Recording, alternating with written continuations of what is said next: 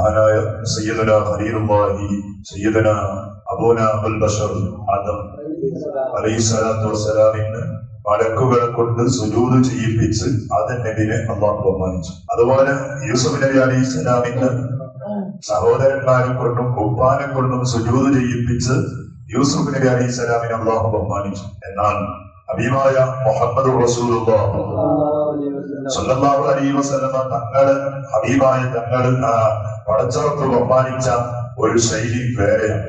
മറ്റുള്ള ആളുകളെ കൊണ്ട് ഒരു കാര്യം ചെയ്യിപ്പിച്ചിട്ടല്ല അല്ലാഹു തആല ഹബീബിനെ ബഹുമാനിക്കുന്നത്. ഹബീബിനെ നമ്മൾ ബഹുമാനിക്കേണ്ടത് സ്വന്തം ചെയ്തിട്ടാണ്, അല്ലാഹ് തന്നെ ചെയ്തിട്ടാണ് നബി സല്ലല്ലാഹു അലൈഹി വസല്ലമ തങ്ങളെ ബഹുമാനിക്കുന്നത്. അതേതാണ്? സുജൂദാണോ? സുജൂദല്ല.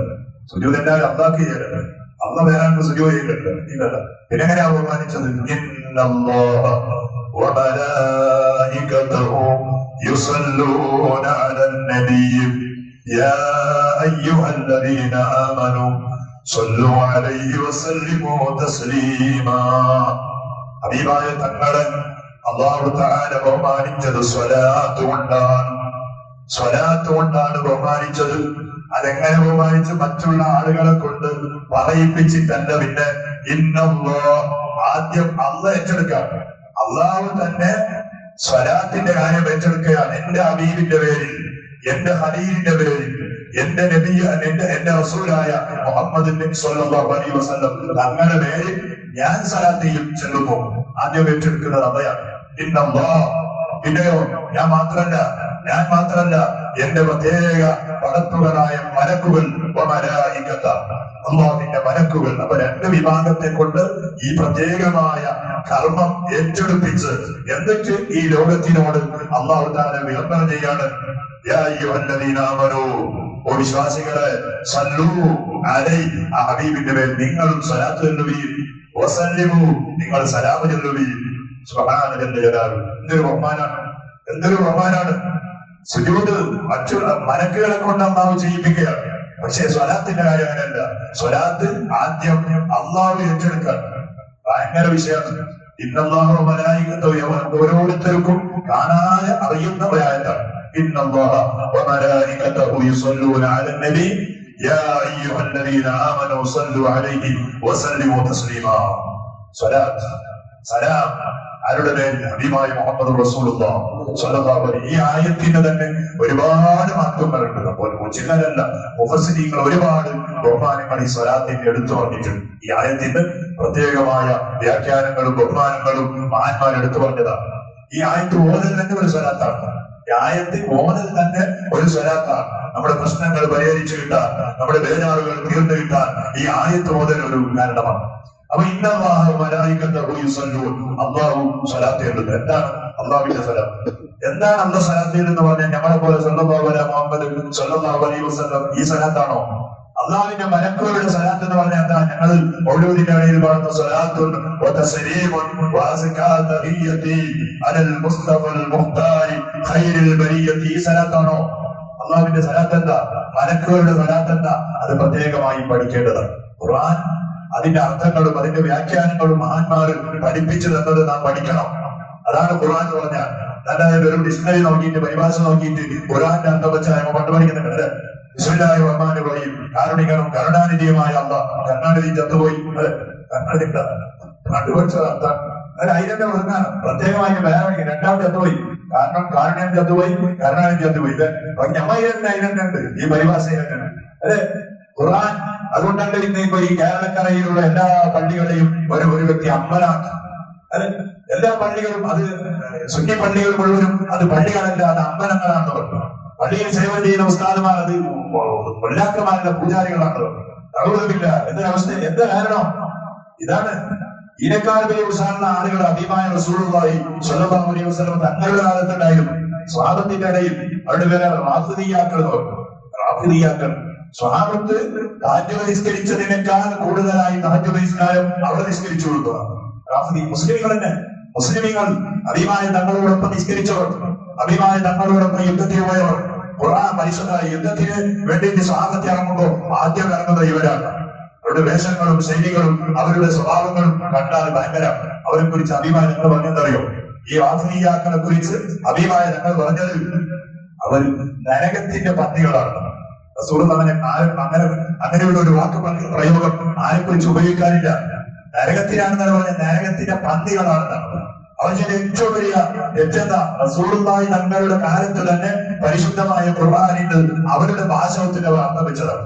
ഖുർആനിൽ അവർ റസൂലുള്ളാഹിയുടെ കാലമാണ്. റസൂലുള്ളാഹിയാണ് ഖുർആനിന് അർത്ഥം പറയേണ്ടത്, ഖുർആനെ വ്യാഖ്യാനിക്കേണ്ടത്. റസൂലുള്ളാഹി തങ്ങളുടെ ജീവിതം തന്നെ ഖുർആനായിരുന്നു.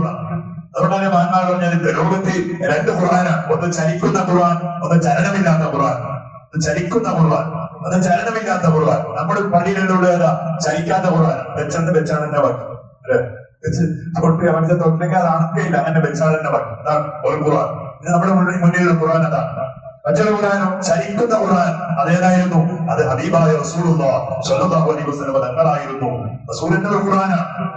ആയിഷ ബീവിയോട് ചോദിച്ചില്ല റസൂലുള്ളാഹി തങ്ങളുടെ സ്വഭാവത്തെ കുറിച്ച്. ആയിഷ ബീവി എന്ന് പറഞ്ഞ്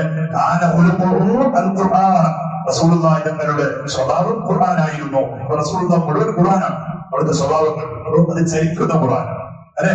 അവ ചലിക്കുന്ന ഖുർആനിന്റെ ഉടമയായ ഹബീബായ തങ്ങൾ ഉള്ള കാലത്ത് ആ ഖുർആനിന്റെ സ്വന്തം ലാംഗ്വേജ് വെച്ചിട്ട് അർത്ഥം വെച്ചതാണ്. അതിന്റെ ഉള്ളു നോക്കിയില്ല, പുറമെ ഇങ്ങനെ കാണുന്നുണ്ട്. അതാണ് ഖുർആന്റെ ഒരു ആയത്തിന്റെ അതിന്റെ വാപ്പരാർത്ഥം എന്താ? അള്ളാഹുവിനോട് കൂടി നിങ്ങൾ ഒരാളെയും വിളിക്കരുത്. അള്ളാഹുവിനോട് കൂടിയിട്ട് ഒരാളെയും നിങ്ങൾ വിളിക്കരുത്. അപ്പൊ പല സുന്നി പള്ളികളിൽ ഇപ്പോ തങ്ങളുടെ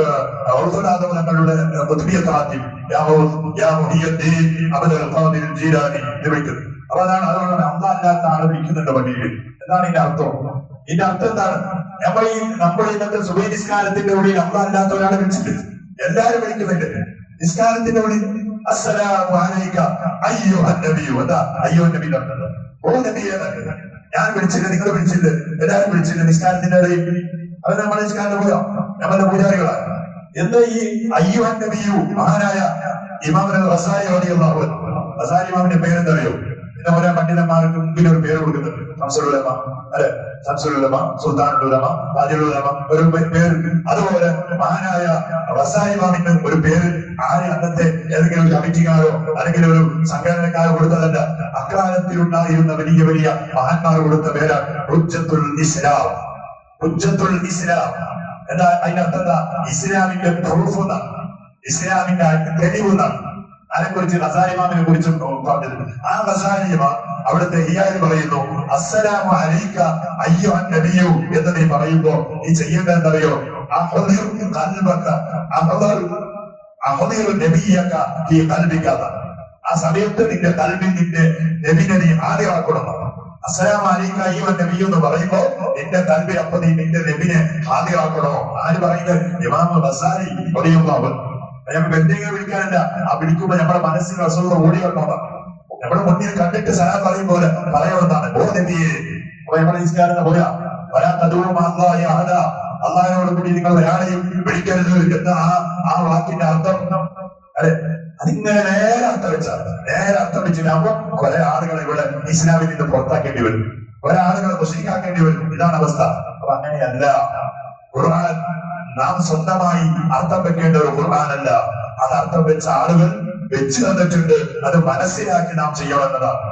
അത് ചെയ്യാത്ത പ്രശ്നമായിരുന്നു റാഫിദിയാക്കൾക്കുണ്ടായിരുന്നത്. താജ്ജുദ് നിസ്കാരത്തിന്റെ കുറവുണ്ടായിരുന്നില്ല. അവരെ കുറിച്ച് പറയുന്നത് യുദ്ധത്തിന് പോയാൽ അവർ വാൾ വീശുന്ന സമയത്ത് പോലും അവരുടെ ചുണ്ടിൽ നിന്ന് വന്നിരുന്നത് ഖുർആനിന്റെ ആയത്തുകളായിരുന്നു. ഖുർആന്റെ ആയത്ത് കൊണ്ട് യുദ്ധം ചെയ്യലാണ്. എന്തൊരവസ്ഥയാണ്, എന്ത് ഭയങ്കരമാണ്. പക്ഷെ അവരെ കുറിച്ച് റസൂൽ പറഞ്ഞെന്താ? എന്റെ ഒരു ബലൂൺ പൊട്ടിച്ചതുപോലെയാണ്. ലൗസാറായിട്ട് കാണുന്ന ബലൂൺ, അതിനെ പൊട്ടിക്കുമ്പോൾ റസൂൽ പറഞ്ഞു നരകത്തിന്റെ പന്നികളാണ് അവർ. ഖുർആനെ മനസ്സിലാക്കാത്തതുകൊണ്ടാണ്. അപ്പൊ അള്ളാഹു ഏറ്റെടുത്തതാണ് സ്വലാത്ത്. അള്ളാഹുവിന്റെ മലക്കുകൾ ഏറ്റെടുത്തതാണ് സ്വലാത്ത്. ആ സ്വലാത്ത് എന്താണ്? അള്ളാഹുവിന്റെ സ്വലാത്ത് എന്താണ്? മലക്കുകളുടെ സ്വലാത്ത്. നമ്മുടെ സ്വലാത്ത് എന്ന് പറഞ്ഞാൽ എന്താണ്? ശാദത്ത് പഠിച്ച് നല്ല രൂപത്തിൽ ഹബീബിനെ ബഹുമാനിക്കുന്ന ഒരു മനസ്സ് നമുക്കുണ്ടാകണം. അള്ളാഹു നമുക്ക് തൗഫീഖ് ചെയ്യട്ടെ.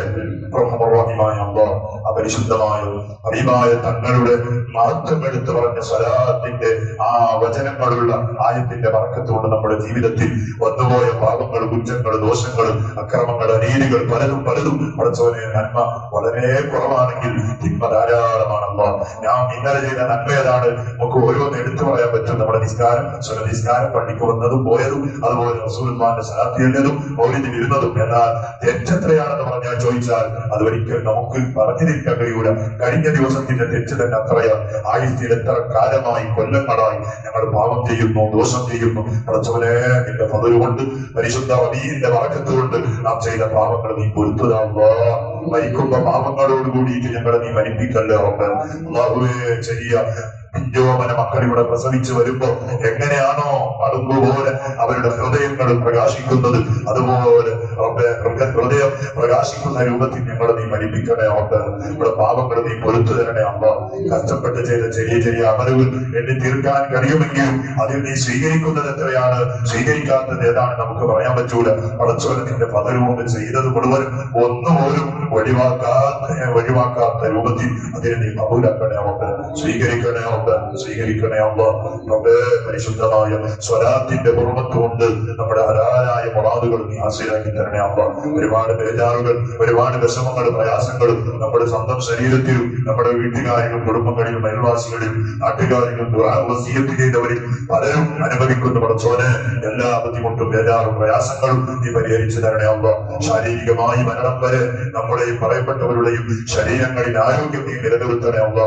രോഗങ്ങൾ നീ മായ്ച്ചു കളയണേ അല്ലാ. പടച്ചോനെ, ഏത് ഹോസ്പിറ്റലിൽ പോയാലും ഏത് ഡോക്ടർമാരെ സമീപിച്ചാലും അവിടെയൊക്കെയും ആയിരക്കണക്കിനുള്ള രോഗികൾ അവരവർക്ക് അവരുടെ രോഗമാണ് വലുത്. പടച്ചോനെ നീ ശിഫ കൊടുക്കണേ അല്ലാ. നമുക്ക് തന്ന ആരോഗ്യം നിലനിർത്തണേ അല്ലാ. ഗൾഫിലും മറ്റും അധ്വാനിക്കുന്ന നമ്മുടെ കുടുംബങ്ങളും നാട്ടുകാരും സ്നേഹിതന്മാരും പലരുമുണ്ട് പടച്ചോനെ. അവരുടെ എല്ലാ കാര്യങ്ങളിലും, ജോലിയിലും കച്ചവടത്തിലും വാഹനങ്ങളിലും മറ്റുള്ള ഏർപ്പാടുകളിലൊക്കെയും വലിയ മാർക്കത്ത് നൽകണേ അല്ലാ. ജോലി നഷ്ടപ്പെട്ടു പോകുമെന്ന വേദാനിൽ കഴിയുന്നവർ, വിസയുടെ അവധി കഴിഞ്ഞ് വേദാനിലുള്ളവർ, യഥാമയുടെ അവധി കഴിഞ്ഞ് വേദാനിലുള്ളവർ, അങ്ങനെ പല രൂപത്തിലുള്ള വേദാന കൊണ്ട് തളർന്നുപോയ ആളുകൾ പടച്ചോനെ നീ സഹായിക്കണേ അല്ലാ. നീ സഹായിക്കണേ ഉണ്ട്. ആരെയും നീ പരീക്ഷിക്കല്ലേ ഉണ്ട്. ദൈവായ തങ്ങളുടെ പരിശുദ്ധമായ റബീഉ കടന്നു വരുമ്പോ ഇനിയുള്ള അടുത്ത ആഴ്ച മുഴുവനും നമുക്ക് വലിയ പെരുന്നാളാണ്. ഓരോ ദിവസങ്ങളും സന്തോഷത്തിന്റെ ദിവസങ്ങളാണ്. ആ സന്തോഷം വേണ്ടതുപോലെ കൊണ്ടാടണമെന്ന് നമ്മുടെ ജമാഅത്ത് കമ്മിറ്റിയാകും. അതുപോലെ ഇവിടെയുള്ള യുവാക്കൾ ആലോചിക്കുമ്പോൾ അതിന്റെ പിന്തുണയായി ഒരുപാട് നല്ല വ്യക്തിത്വങ്ങളും നല്ല രൂപത്തിലുള്ള സഹായങ്ങളും സഹകരണങ്ങളും ചെയ്തുകൊണ്ടിരിക്കുന്ന പടച്ചോനെ ആരെയും നീ ഹായിവാക്കല്ലേ ഉണ്ട്.